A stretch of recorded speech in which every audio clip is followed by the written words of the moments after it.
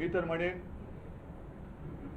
आज आता असा एक क्षण आलेला आहे, जरी मी या एका विषयासाठी प्रेस कॉन्फरन्स घेत असलो तरी सगळ्या जणांनी सगळे विषय घेण्याची आवश्यकता आहे असं नाही, मात्र एखादा विषय जरूर असा असायला पाहिजे की त्याच्यावरती देशातल्या सर्व राजकीय पक्षांनी एकत्र यायला पाहिजे। मी अजूनही तिथे कोणी पक्षाचे झेंडे घेऊन जावे या मताचा नाही आहे, कारण अभिजित दिपके हा युवक देशातल्या युवकांचा आवाज तिकडे उठवतोय आणि हे युवक जे आहेत हे सुशिक्षित आहेत।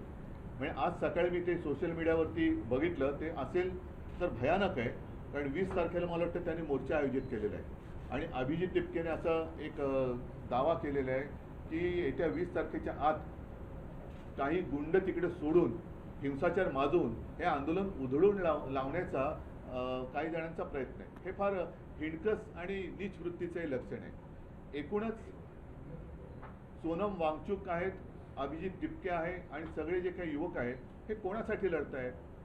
देशातल्या सर्व युवकांनीच नव्हे तर त्यांच्या पालकांनी सुद्धा जागं झालं पाहिजे की अरे आत्महत्या करणारा हा जरी त्यांचा मुलगा होता किंवा त्यांची मुलगी होती, पण कदाचित उद्या आपल्यावरती वेळ येऊ शकते। हा विषय राजकीय पक्षाचा नाही आहे, राजकारणाचा विषय नाही आहे, हा देशाचा विषय आहे आणि त्यासाठी मला असं वाटतं देशभर काही ना काहीतरी प्रत्येक, आता मी म्हणेन मग प्रत्येक राजकीय पक्षाने देशभरामध्ये आपापल्या राज्यामध्ये त्यांच्या समर्थनार्थ काहीतरी केलं पाहिजे, कारण देश जोपर्यंत जागा होत नाही तोपर्यंत या बेफिकीर सत्ताधाऱ्यांना त्यांची जागा कळणार नाही। काय मागतात सोनम वांगचुक? काय सरकार त्यांच्याशी जाऊन बोलले तरी का? मला आठवत आहे जेव्हा अण्णा हजारे तिकडे उपोषणाला बसले होते तेव्हा सुषमा स्वराज यांनी एक भाषण केलं होतं, ते भाषण आजही उपलब्ध असेल, निदान त्यावेळेला त्यांच्याबरोबर चर्चा तरी झाली होती किंवा असावी असं मला वाटतं। तुम्हाला आठवण करण्यात विलासराव देशमुखांची नियुक्ती केली, विलासराव देशमुखांची नियुक्ती केली गेली होती। आता कोणी तिकडे ढुंकून बघायला नाही येत आहे, काय फरक काय पडतो? जर एखाद्या व्यक्तीकडनं एखादं काम नीट होत नसेल तर त्या व्यक्तीला बदलण्याची मागणी होत असेल की जिच्यामुळे लाखो विद्यार्थ्यांचं भविष्य हे बर्बाद होत असेल तर त्या व्यक्तीला बदलायला काय हरकत आहे? ह्याच्यामध्ये कमीपणा काय? धर्मेंद्र प्रधानांचा राजीनामा घेऊन तिकडे जर काय सक्षम व्यक्तीची नेमणूक केली गेली तर याच्यात कमीपणा मानण्याचं कारण काय?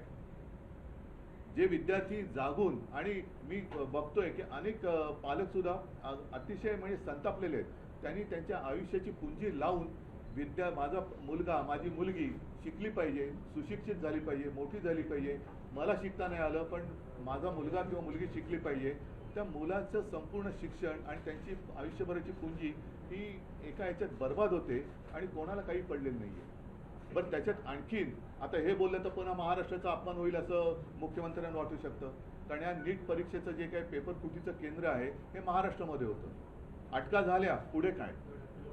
पुढे काय?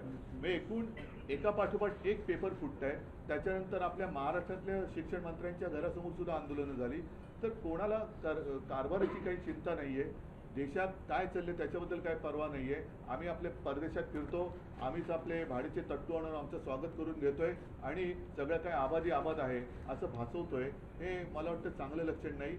आज परत एकदा सांगतो, मी शिवसेनेतर्फे सोनम वांगचुक आणि या मुलांच्या आंदोलनाला पूर्ण पाठिंबा जाहीर करत आहे आणि ज्या वेळेला शक्य असेल, जिथे आम्ही उतरण्याची गरज असेल तिथे महाराष्ट्रभर आम्ही तर उतरूच।